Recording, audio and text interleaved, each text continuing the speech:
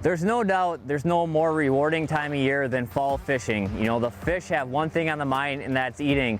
But there's a few things that can go along with that. Especially here in the north, we deal with, sub-zero temperatures a lot of times before our lakes freeze. And I want to give you a few tips today that make your day safer and also more enjoyable.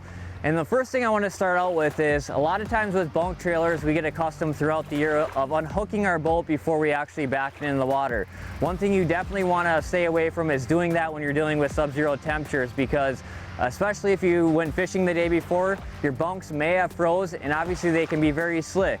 So what I like to do is back my boat all the way into the water, and then I unhook my boat from the trailer. And a lot of times I'll actually hop in the boat and start the engine to get a little heat in my engine before I actually go to power off the trailer. A lot of times what this allows me to do by the time I go to the front of my boat to unhook it is, if my boat was froze to the trailer, it also gives me a little more time. Another thing you want to do as you pull your boat or trailer out of the water is you want to stop at the water's edge with your tires and allow a majority of the water to drain from your trailer. A lot of times 30 seconds to a minute is all it takes. Well, what this is going to do is give you a drier boat ramp, not only for yourself, but also for the next guy. What you don't want to have happen is a glare slick sheet of ice when you go to pull your boat out of the water. A lot of times even carrying a little bit of sand can go a long ways, and a lot of times in those situations.